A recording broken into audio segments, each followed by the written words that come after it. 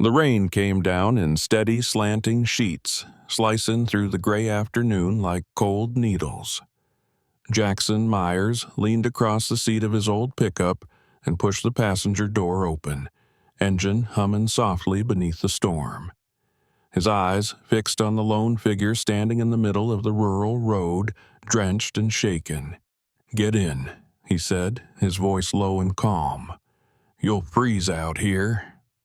The woman flinched at the sound, snapping her head toward him, eyes wide, not in surprise but something deeper fear, real and sudden and thick in the air like fog.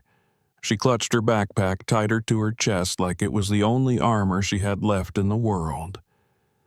Jackson kept both hands on the steering wheel, palms open, his voice still steady like he was coaxing a spooked colt. "I ain't gonna hurt you, just offering a ride. You look like you need it." She shook her head slowly, barely moving, her breath shallow, visible in the cold. Her coat was soaked through, sleeves dragging, hair plastered to her cheek. Still, she didn't step forward. Wind howled through the pines lining the road, and thunder cracked again, deep and loud enough to make her jump. Her knees buckled slightly, and for a second, she looked as if she might collapse. "Okay," she whispered, the word nearly swallowed by the storm. She moved cautiously, never taking her eyes off him, and climbed into the truck, shutting the door with a soft click before curling into herself like someone bracing for a second hit. Jackson waited a moment, then said quietly, "I'm Jackson. You don't have to tell me your name unless you want to." She didn't answer right away. Her hands were trembling as she pushed back wet hair from her face. Then she whispered, "Alyssa." He nodded. "All right, Alyssa. You're safe now." They drove in silence, the wipers squeaking across the windshield, headlights cutting through dusk. After a few miles, Jackson turned off the main road and onto a gravel drive flanked by skeletal pecan trees.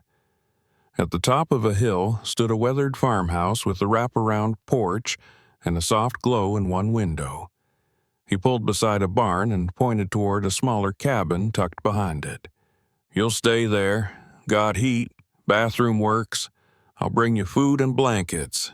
Alyssa turned toward him and finally asked, voice cracking, "Why are you doing this?" He looked straight ahead, then said simply, "Because you looked like you needed someone to stop." For a long pause, neither of them spoke. Then she opened the door and stepped out into the mud. That night, Jackson carried a tray up to the cabin hot stew, cornbread, and sweet tea.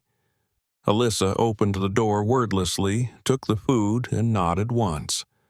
Her eyes were still wary, but the panic was gone. In the main house, Jackson checked on his mother. Mrs. Geneva Myers lay in her bed, frail and pale, one hand resting on her quilt. "She's still out there?" she rasped. "Yeah," Jackson said. "She's in the guest cabin."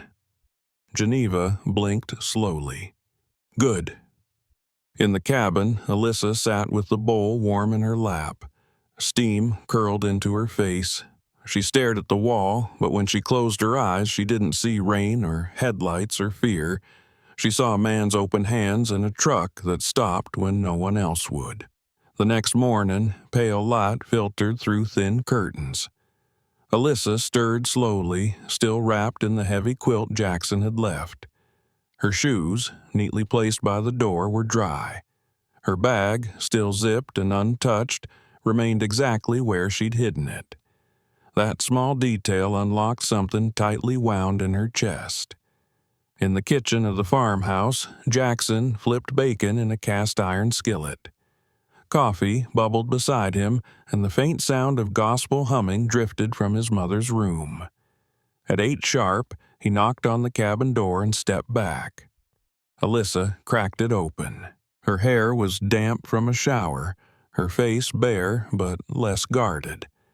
"I made breakfast," Jackson said. "You don't have to eat with us, but you're welcome." She hesitated. Us? My mama, Geneva. Doesn't say much these days, but she appreciates company. Alyssa peeked over his shoulder, then back at him. The offer felt too soft to be real, but after a long pause, she nodded. All right. The kitchen was warm, not just from the stove, but from something quieter, more lived in. Geneva sat in a high-backed chair near the window, a shawl around her shoulders and long silver hair braided down her back. Her eyes, though dulled by time and illness, lit up as Alyssa stepped in. She's pretty, Geneva murmured. Jackson smiled faintly. Mama, this is Alyssa. She's going to join us for breakfast. Alyssa sat at the far end of the table, unsure where to place her hands. Breakfast passed mostly in silent scrambled eggs, grits, buttered toast, and thick bacon crisped just right. She finally said, You cook like a man who was raised right. Jackson shrugged. Lost my dad young. My mama made sure I knew how to work a skillet. Alyssa nodded. Mine left, never came back. After that, they didn't speak. But something shifted. After breakfast, Alyssa tried to help with dishes. Jackson waved her off. You're a guest, she frowned. I need to feel useful. He hesitated, then handed her a towel. Then dry. I'll wash. They moved around the kitchen quietly, falling into a rhythm neither expected. He asked where she was from. She didn't answer directly. She asked about the farm. He spoke of chickens, cows, peach trees that never fruited. He pointed toward the coop and said, You feel up to meeting the girls? Girls? The hens.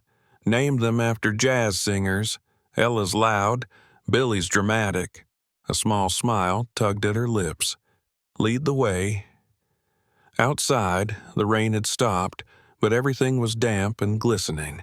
Alyssa crouched beside the fence, watching the hens strut like queens. They're peaceful, she said. More than most people I know. You always take in strays? She asked. He paused. Only the ones who look like they've forgotten they deserve better. She didn't reply, but the words lingered. That afternoon, while Jackson repaired fencing, Alyssa sat on the porch beside Geneva. She offered to massage the older woman's hands, expecting a polite refusal. But Geneva nodded almost immediately. Alyssa's fingers moved with precision and gentleness. You used to do this? Jackson asked from the doorway. Physical therapy, mostly stroke recovery. She's been stiff for months. You're the first she's let touch her. She's lonely, Alyssa said softly. So are you. Her hands froze. You don't know me. I know what people look like when they stop believing in soft landings. She swallowed hard. That evening, as she returned to the cabin, Jackson held the door open. You can stay longer. No strings. She looked at him, uncertain. Behind him, Geneva lifted her hand in a slow, shaky wave. Alyssa's breath caught. She waved back. That night, she lay beneath the quilt, rain starting up again outside, steady and soft. For the first time in a long time, her chest didn't feel like an empty cave. It felt like maybe, just maybe, something could grow there again. Alyssa stood at the kitchen window, the scent of scrambled eggs and maple lingering in the warm air, when the unfamiliar SUV turned slowly into the gravel driveway. Its tires crunched too clean, its windows too dark, and something in her stomach dropped like a stone.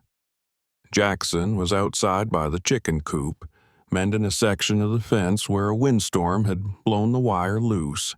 He glanced up as the vehicle rolled to a stop beneath the tall oak tree, his brow furrowing. Alyssa wiped her hands on a dish towel and stepped to the front door just as the driver emerged. He wore a pressed suit, not a wrinkle in sight, and a slim folder tucked under one arm. Alyssa stiffened.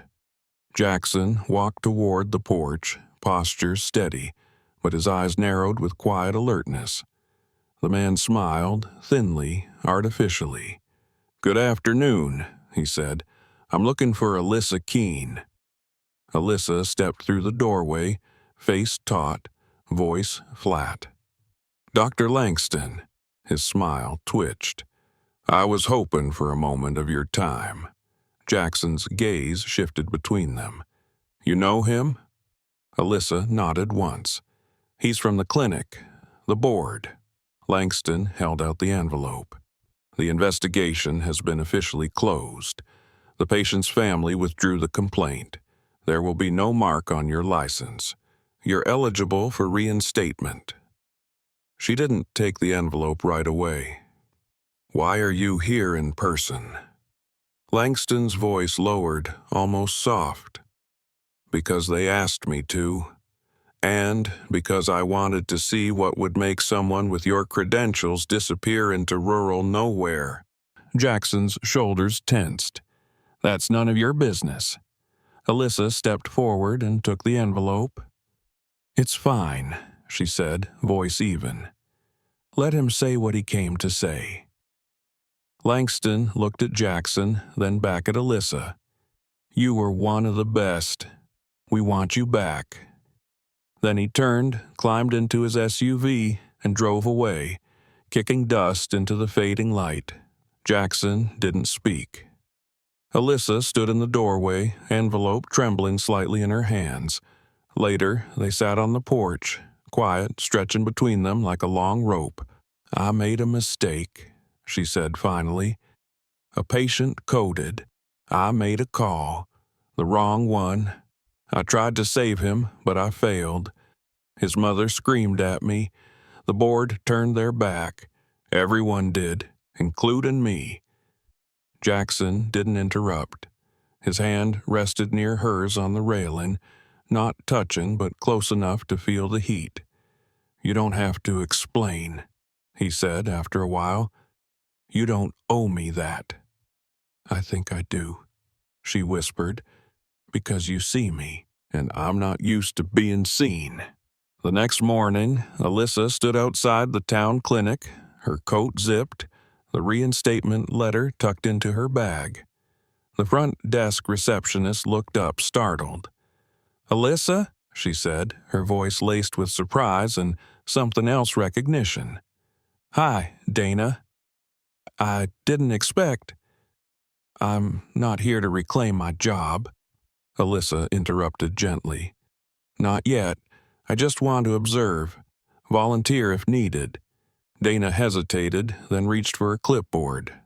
"We've got 3 open shifts in triage. You want one?" "Yes." That evening, when she returned to the farm, her boots were scuffed and her hands smelled faintly of latex. She found Jackson in the barn adjusting the latch on the feed bin. "How was it?" he asked without turning. "I saw a girl with a sprained wrist," she replied. "She cried the whole time. I wrapped it, told a joke, and she laughed." Jackson looked at her, a slow smile forming. "That sounds like something." She shrugged. "Maybe just a start." In the days that followed, Alyssa fell into a rhythm she hadn't realized she missed. Mornings were for chores, feeding the hens, sweeping the porch, warming compresses for Geneva's knees. Afternoon, she drove into town, volunteering at the clinic, her confidence cautious but growing. Evenings, she returned to the farm and found something she hadn't expected: quiet joy. One Wednesday, after supper, she found Geneva standing by the window, her hand pressed to the glass. "I used to stand here," the older woman rasped, "when Jackson was a boy, watching for him to come home from school." Alyssa didn't reply, just stepped beside her, shoulder to shoulder. "He watches for you now," Geneva added, "like he's waiting to believe it's safe to hope again." Alyssa blinked back the tightness in her throat. He's given me more than I deserve." "No," Geneva said. "He gave you space. You made it matter." That night, Alyssa sat on the porch long after Jackson had gone to bed, the stars scattered like breadcrumbs across the sky. She held the reinstatement letter in one hand, a half-empty mug in the other. The words on the page were official, sterile, cold. But the porch beneath her, the hens sleeping in their coop, the woman in the back room sleeping peacefully for the first time in months that was real. In the morning, as dawn broke pink and gold across the fields, she found Jackson near the edge of the pasture, inspecting a broken section of fence. She walked up beside him and said, "I think I'm staying." He looked at her, eyes soft, jaw working. "I hoped you would." They stood in silence a while longer, wind brushing the tall grass, before heading back to the farmhouse together. Not as strangers, not as saviors, but as two people learning how to be whole again. The wind carried the scent of pine and damp earth as Alyssa stepped out of the guest cabin, the sky overhead streaked with orange and lavender. She tightened Geneva's cardigan around her shoulders, the sleeves still too long, the knit soft with age. Across the field, Jackson was already at work, his figure bent near the fence line, inspecting the boundary that had begun to fray in more ways than one. Alyssa made her way toward the barn where the morning chores waited, but something in Jackson's stance made her stop. He was frozen, one boot in the mud, staring into the tree line. She followed his gaze and spotted it too, an overturned log that hadn't been there yesterday, tire tracks pressed deep into the wet soil, fresh and sharp. Jackson didn't say anything until she reached his side. "Someone's been here," he said, voice low. "Too close." Alyssa's stomach tightened. "Ray?" Jackson nodded once. "He's circling." That evening, the tension settled into the house like dust. Geneva watched them both from her chair by the window, her eyes sharper than her voice. "He's here, isn't he?" she rasped. "Close enough," Jackson muttered. Alyssa helped her to bed later, and when Geneva gripped her wrist and whispered, "Don't let him take this from my son," the words stayed with her long after the lights were off. The next morning, Alyssa drove into town, but not to the clinic. She parked outside the law office of Carmichael and Pierce, the old brick building worn but sturdy.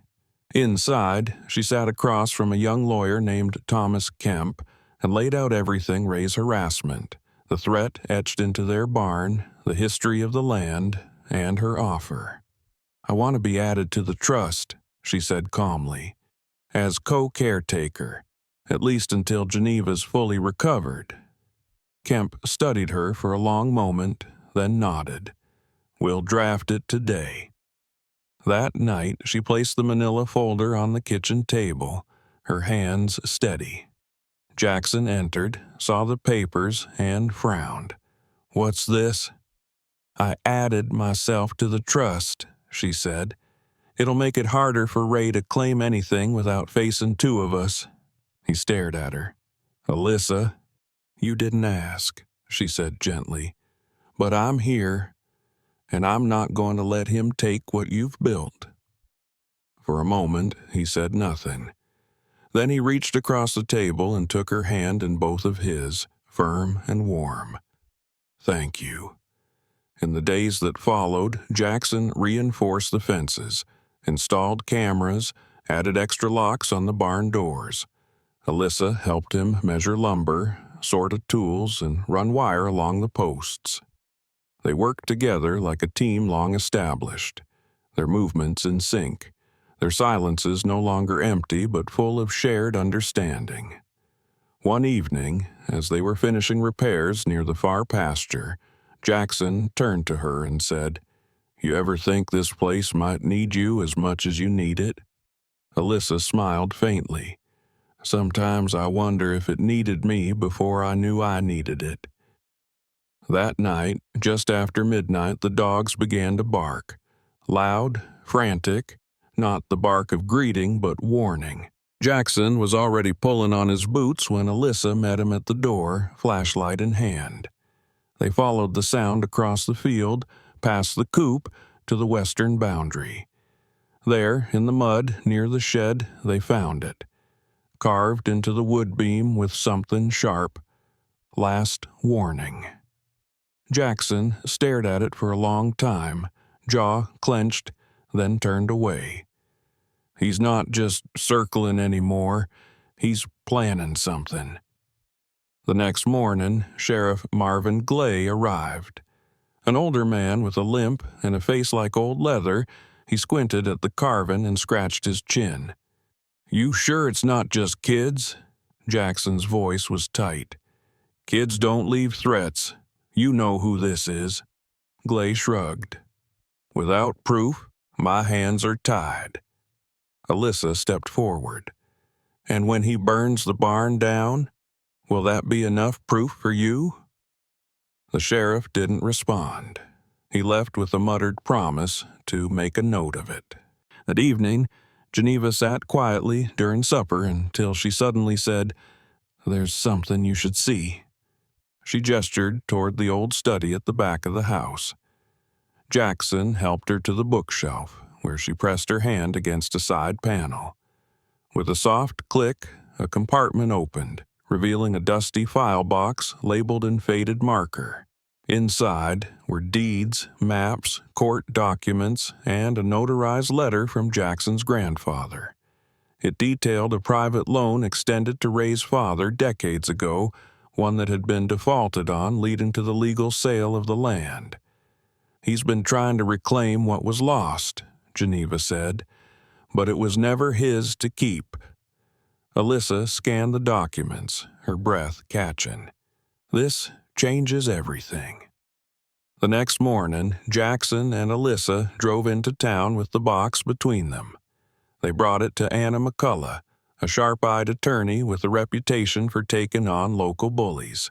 Anna reviewed the files, her expression unreadable until she finally looked up and said, "This is solid. If Ray tries anything else, we can bury him in court, and if we go public, we can take away his power." "Let's do it," Jackson said. "Let's end it." That Friday evening, the community center was packed. Word had spread, helped by Geneva's old church contacts and Alyssa's quiet campaigning at the clinic and market. Ray sat near the back, arms folded, mouth drawn tight. Anna took the podium and told the story with clarity and strength, holding up the documents, reading from the letter, projecting photos of the threats. When she finished, the room was silent. Then Geneva wheeled forward, microphone trembling in her hand. "Justice," she said softly, "isn't about who speaks loudest. It's about truth. And we've been quiet too long." No one applauded, but no one objected either. Ray stood and walked out, the sheriff following close behind. Outside, under a sky full of early stars, Jackson turned to Alyssa, his voice caught in his throat.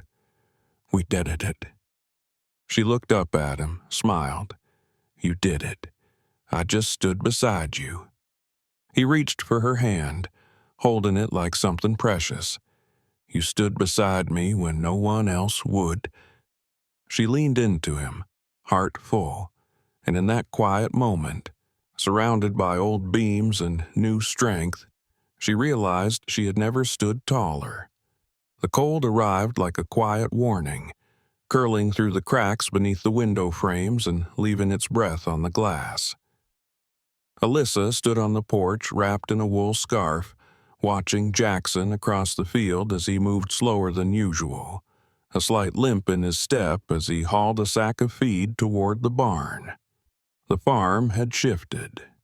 What had begun as a shelter from the storm had become something steadier, something shaped not only by survival, but by choice. Alyssa pulled the cardigan tighter around her and stepped inside to find Geneva sitting in her chair, unusually quiet. Alyssa knelt beside her and gently adjusted the support strap around her wrist. Geneva didn't look at her, just whispered, "He's hiding something." Alyssa didn't answer right away. Instead, repositioned the therapy bar and placed Geneva's hand on it. "You know, Jackson," Geneva added, voice low, eyes clouded but knowing. "He shuts the door when the past starts knocking." That afternoon, Alyssa found him behind the barn, staring at the tree line where the shadows grew longer than they should have. She handed him a thermos of cider and leaned against the fence beside him. "Talk to me," she said quietly. He didn't look at her. "Neighbor said someone's been camping out just past the boundary. Might be Ray, or someone working for him." Alyssa frowned. "Do you think they'll try something?" Jackson nodded. "They always try something." She placed her hand near his, not touching, but close enough. "We're not just going to wait for it, are we?" "No," he said. "I'm reinforcing everything. Motion sensors, lights, a couple friends from the army, quiet ones." Her voice dropped. "You shouldn't have to go to war to protect your home." He turned to her then, eyes calm but fierce. "I'm not going to war. I'm protecting what's mine." That evening, under the amber sky, they stood side by side in the hayloft, installing a small camera that overlooked the rear pasture. Alyssa held the ladder as Jackson tightened the mount, his voice drifting down to her. "Every acre of this land is someone's sacrifice. My father worked double shifts to buy it. My mother nearly died giving birth in that house. This place doesn't just matter. It lives in us." Alyssa felt that weight settle in her chest. She looked up at him. "I know what it's like to lose everything and not be able to stop it." He froze halfway down the ladder. She continued, steady and soft. "My brother had ALS, diagnosed when I was fresh out of med school. I tried everything, trials, treatments, research. It didn't matter. I couldn't save him. He was the last family I had." Jackson stepped down slowly, eyes never leaving hers. "I gave everything to a system that couldn't bend enough to care," she said. "And when he died, I folded. I let the world carry me off like dust." Jackson gently touched her arm. "You weren't lost. You were just between." They stood in the hush of the loft, wrapped in silence that didn't press or suffocate, only listened. But just as they turned to leave, the dogs barked again, short, urgent barks that signaled more than animals or wind. They raced down the ladder and across the field to the west fence. The dogs circled an overturned pile of branches, and nearby, fresh tire tracks gleamed under the moonlight. Jackson knelt, flashlight sweeping across the earth, and his jaw clenched. "Someone's been here. Again, testing the line." Alyssa stood beside him, eyes narrowing. "Then we tighten the line." The next morning, Sheriff Glay returned, summoned by another report. Jackson showed him the new carvings in the shed wall. The sheriff squinted, unimpressed. "Kids get bored, or maybe someone's just trying to rile you." Jackson didn't hide his frustration. "This isn't a game." Glay sighed. "Without catching someone in the act, there's not much I can do." Alyssa stepped forward. "And if that carving had been on your wall?" The sheriff glanced away, uncomfortable. "I'll make a note of it." That night, Geneva called them both into the study. Her voice was firm despite the rasp. "There's one more thing." She pointed to a narrow drawer at the bottom of the old desk. Inside was a small metal box with a rusted latch. Geneva opened it and pulled out a folded piece of paper and a faded photo. The paper was another deed older than the rest, detailing the boundary line from 70 years ago, including an annexed parcel of land Ray's family had long claimed was theirs.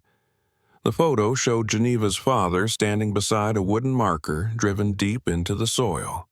"That's proof," Geneva said, "and sometimes proof speaks louder than names." The next morning, Alyssa and Jackson took the document and the photo to Anna McCullough. She smiled as she studied them. "This is the nail in the coffin.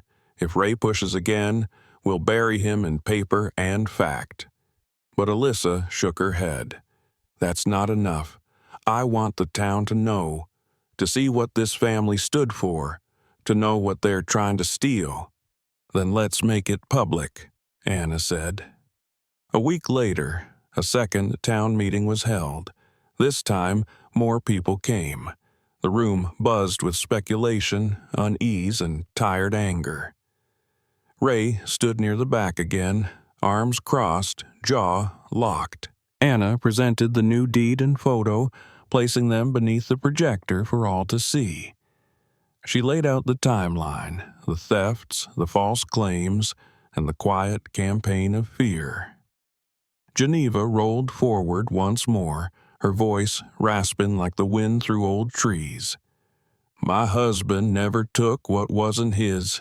He built this land with his hands and his blood, and now my son has done the same. We won't be moved." This time there was silence, not from disbelief but agreement. No one cheered, but no one followed Ray when he walked out, and when Sheriff Glay followed moments later, his face unreadable, the room exhaled. Back at the farm that evening, Alyssa found Jackson on the porch, hands folded, gaze lost in the field.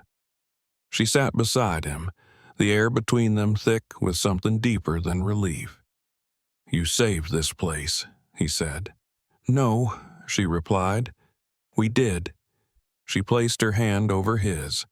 "But now you have to let it be more than just survival." "What else is there?" he asked. "Living," she whispered, "and maybe something more." The next day, Alyssa didn't go to the clinic. She stayed home, helping Geneva with a new therapy routine, adjusting the brace on her ankle, lifting her arm just an inch higher than before.